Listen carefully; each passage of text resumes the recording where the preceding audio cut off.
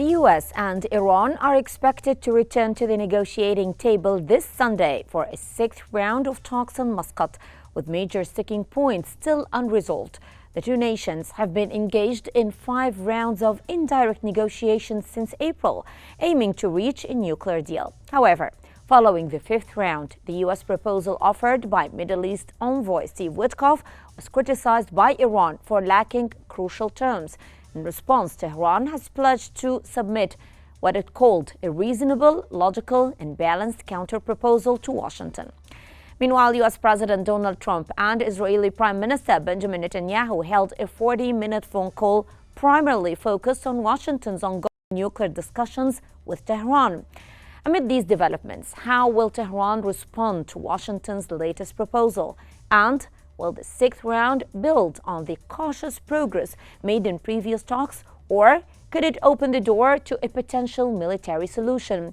That will be our discussion today on In Depth. I'm Hala Al-Hamalawi. Stay tuned.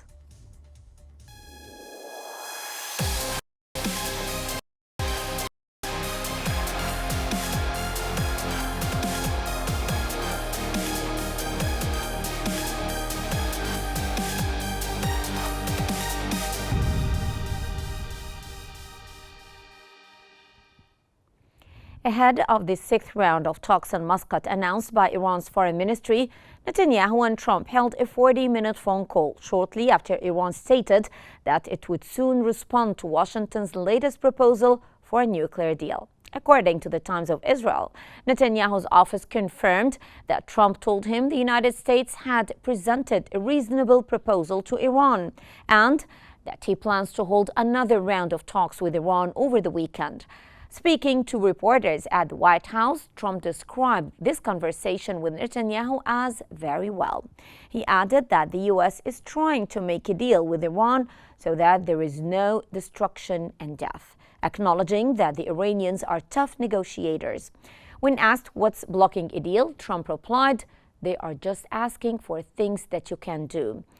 Referencing Tehran's demand to retain uranium enrichment capabilities, he insisted that he would not permit this, despite elements in the latest U.S. proposal that temporarily allows limited low-level enrichment with Iran.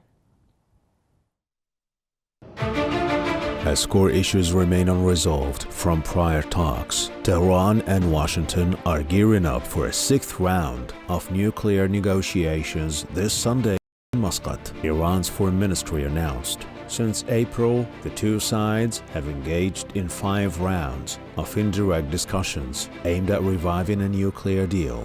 Following the latest round of talks, U.S. envoy Steve Witkoff presented a new proposal, which Iran criticized for lacking evidence, reflective of prior negotiations, and announced plans to submit a reasonable, logical, and balanced counterproposal through Omani mediation. The primary point of contention remains Iran's uranium enrichment program. Tehran insists its right to enrich is non-negotiable, while Washington considers it a red line. Amid these tensions, Israeli Prime Minister Benjamin Netanyahu and U.S. President Donald Trump spoke for 40 minutes following Iran's announcement of a forthcoming response. Netanyahu later held a security meeting focused on Iran. The Prime Minister's office confirmed the call included discussions of the ongoing negotiations. Trump reportedly told Netanyahu he had made a reasonable offer to Tehran, despite Netanyahu's threats to strike Iranian nuclear facilities. Trump said he has held him back for now. Trump noted that the upcoming talks may determine whether a diplomatic resolution is still possible, potentially averting military escalation. With stakes rising and diplomacy under strain, a deadlock or push both sides closer to the brink.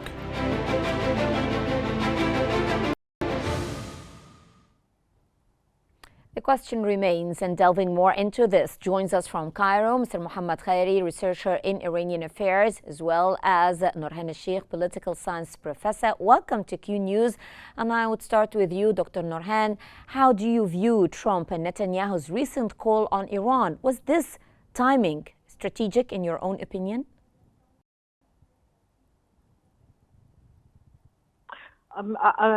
Good evening, Hala, and thank you for having me with you. Actually, what Trump proposed, and he's trying to stuck in peace with Iran. I think this is or a point of disagreement between Trump and Netanyahu.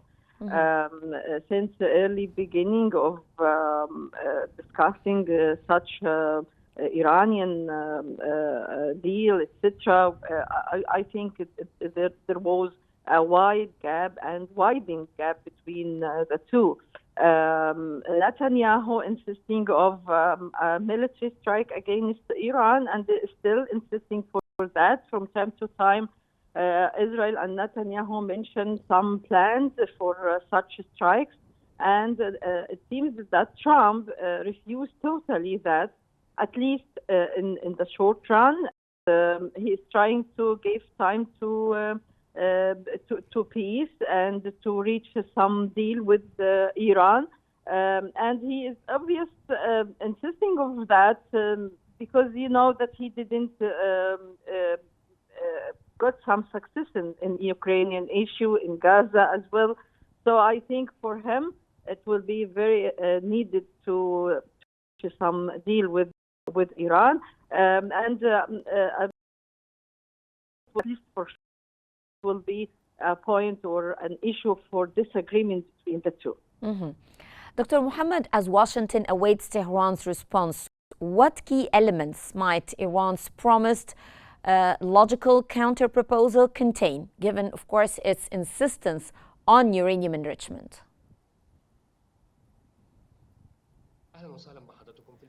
Greetings to you at the outset. Iran is trying as much as possible to maintain its ability to enrich uranium, as per to the international community does not criminalize any activity of uranium enrichment inside any state, or to agree with the United States on a certain percentage of enrichment on its own soil. Iran is trying as much as possible to reach an agreement with the United States to maintain the uranium enrichment, even with the lower percentages compared to the 2015 agreement.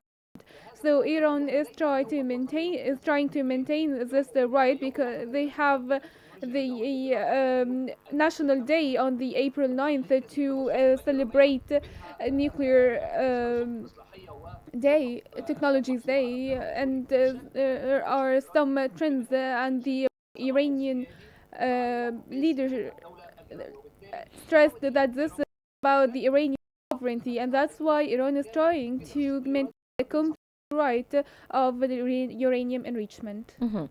Dr. Nurhan, you said that Netanyahu is trying to push Trump to a war on Iran.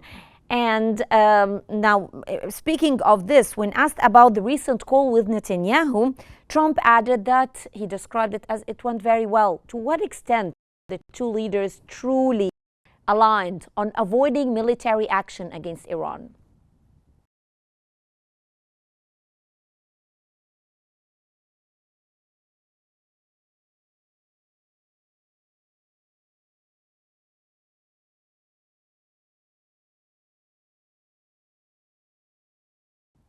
With Iran, the tension will get over. He will be out of.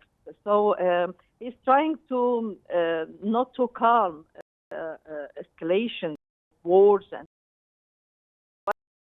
vice versa, relating the tension and getting more and more fronts for wars. Because Gaza may be calm today or tomorrow or whenever, but Iran would still continue. So that will grant him to be or to continue in office. I think that is completely different from Trump trying to do, because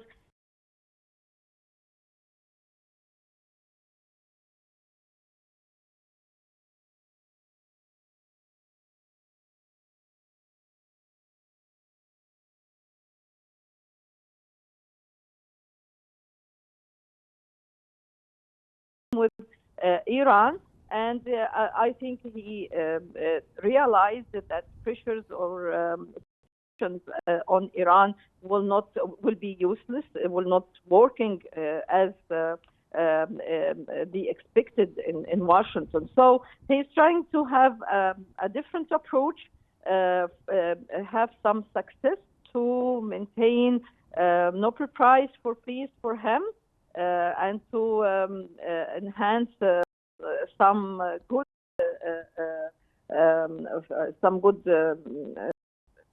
perception for Trump and his administration in the Middle East, and also to, by a way or another, to calm Arab Gulf countries' fears about Iran. So there are many push factors different totally from that of Netanyahu. I think they have two completely different stances, at least in the short run. Mm-hmm. Nobody knows what will happen later on in negotiations. Maybe if he failed to get some gains from Iran, maybe he would change his stance, and this is normal, or it is not. It's okay for Trump to change his position, to change his stance. No problem for him. Exactly. It happened before many times. Dr. Mohammed, Iran has criticized the U.S. proposal as lacking elements from previous negotiations. So what specific concessions would Tehran require to seriously consider a deal?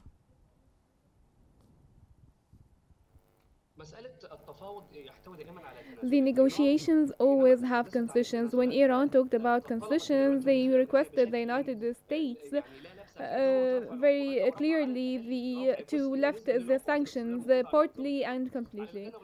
And on the other hand, they compromised and accepted the enrichment to lower the enrichment percentage and just adjusted selling the enriched uranium to Russia or China, and to go back to the 2015 agreement or maintain the Iranian ability to enrich by 2% to 3%. These were the negotiation terms set by the United States, and it's to be discussed in the next round of negotiations. Back again to you, Dr. Norhan. Trump claims that Iran wants, he said, things you can do. Now, what exactly does he mean by things that you can do, and what realistic concessions could Washington actually offer that would satisfy both sides' core requirements? Trump offers something he considered as realistic and a chance for Iran.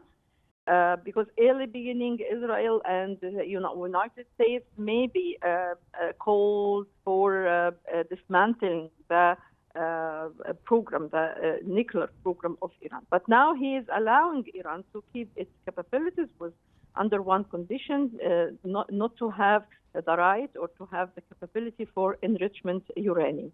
And he proposed, or Washington proposed, some regional center for enrichment the uranium for Iran and other countries which have ambitions and to have some nuclear capabilities for peaceful means.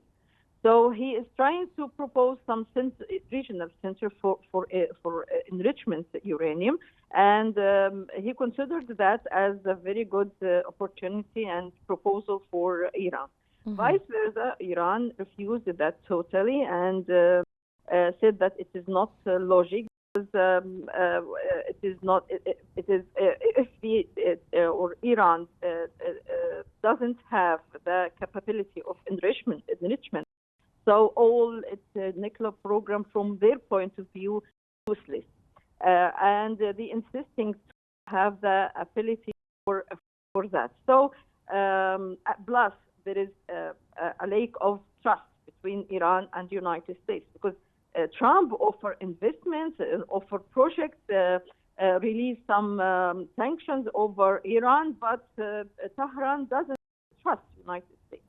Mm-hmm. And doesn't trust that will come true. So the United States proposal is unacceptable. Actually, they introduced some two phases. Phase one is to reduce Iran to reduce its capabilities of enrichment uranium to 3%, which is nothing for the Iranian, and then that to establish that regional center. That's completely unacceptable from Iran, and they insisting to have the capability of enrichment. Plus, that report from the IAEA concerning that what Tehran has now is the ability to produce approximately 8 nuclear pumps.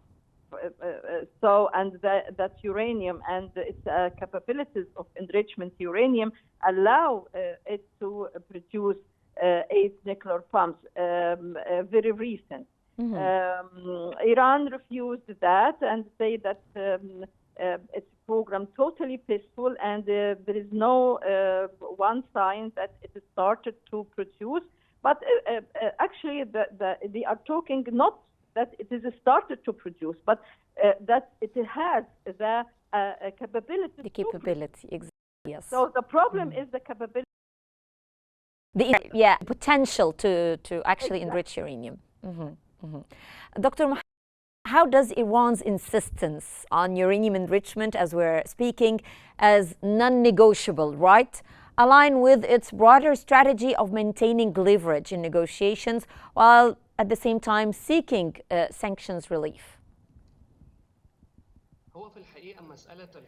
In fact, maintaining the right to enrich uranium can be supervised under the IAEA, and this agency can actually supervise the stages of phasing out the uranium enrichment and the secure, safe enrichment the context upon by Iran and the United States. Iran is trying to leverage some pressure by maintaining a high percentage of enrichment and not allowing supervision on the nuclear areas inside Iran. They are relying on these factors to reach some agreement with the United States as pressuring cars to reach a general context based on which they can reach a final agreement. Iran has a true will to reach an agreement if the United States shows good intentions, with the IAEA announcing the supervision of the Iranian the processes of uranium enrichment and reaching safe and secure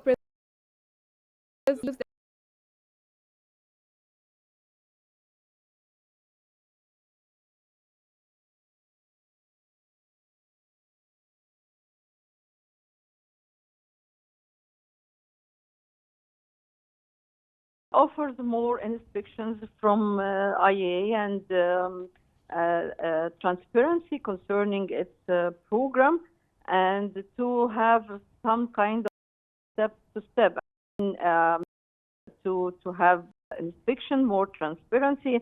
In return, it's expected to release some of the sanctions from the United States, maybe Europe. But I think the pressures now over Iran, I think it may matter. Because you know that if they put Iran under Chapter 7, according to a report from IAEA, under Chapter 7 from the UN, it may face the same fate of Iraq. So that I think it may also be putting into consideration, but up to the date it introduced to keep its right and its capabilities of enrichment, and to have just more inspections and transparency concerning. But I want to stop here, Dr. Nurhan, because I think that Iran is going into these negotiations with a more firm and strong stance than Iraq used to do at the time of Bush. I mean, this threat, I can see that Iran is acting with more power despite the sanctions and despite the threats. What do you think in that concern? Yes, I agree with you, because you know that first of all, Iran is not Iraq. Iraq at that time was totally or nearly vulnerable country. Yes, exactly, and isolated from the Arab countries, from the whole world. But Iran has its allies regionally and as well as internationally, has its own connections, the trade. So its economy is facing problems and difficult, but still strong. Its regime, although all what we are saying, administrations, etc., but still also, I think they have powerful enough to stand against Washington. So the situation is totally different concerning Iran, comparing that to Iraq. Yes, Dr. Mohammed, given Netanyahu's repeated military threats, how much influence is Israel exerting over U.S. negotiation strategy, and could this pressure lead to a harder American stance? Could Netanyahu actually pressure Netanyahu to go into war against Tehran?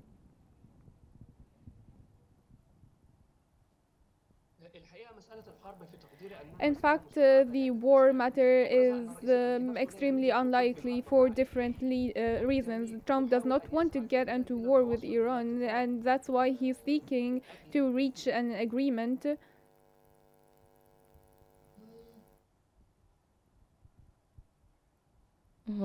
I believe I lost contact with Dr. Mohammed, so I go back to you again, Dr. Norhan. How does Washington justify its what it calls red line on uranium enrichment while reportedly offering temporary concessions? This is a double standard of United States. We use it in many other situations, and you know that United States doesn't want Iran or any other country which is not affiliated to the United States from having a nuclear technology, enabling it to produce nuclear weapons. And actually, United States didn't share nuclear technology except with Britain in 50s, and lately when it introduces the nuclear submarines to Australia a few years ago. So it is also trying to limit such a spread of nuclear technology in general. So I think United States and Trump, I will talk about Trump, he is in a little bit a dilemma, and other institutions disagree with him and with what he is doing with Iran, maybe close to Netanyahu in his thinking about Iran. So I think he needs to reach a good deal with Iran, but the good deal for the United States will not be the same for Iran for sure. Yes, but I want to elaborate here, Dr. Norhan, because the uranium enrichment impasse continues to dominate the negotiations. Iran calls it non-negotiable, and the United States deeming it as red line. Is there any viable middle ground that could actually break the deadlock? This is what they are talking about, the regional center for enrichment of uranium. But I doubt that Iran will accept that also, because where will be that regional center? The state will host the regional center, will be dominant, of course. Even it is not the one who is running the center, but at least it hosts the center. Yes. Maybe if they agree that that regional center will be in Iran, running by United States or other countries, maybe at that time Iran maybe accept such a solution. Yes. But I doubt that they will do such thing. Yes, I'd like to thank my guest today, joining us from Cairo, Dr. Norhan al-Sheikh, political science professor. Thank you so much. And Dr. Mohammed Khairi, researcher in Iranian affairs. Thank you also for sharing your fruitful insights. And that concludes today's episode of In Depth. I'm Halal Hamalawi. Thank you very much for joining us, and stay tuned for more updates here on Qnews.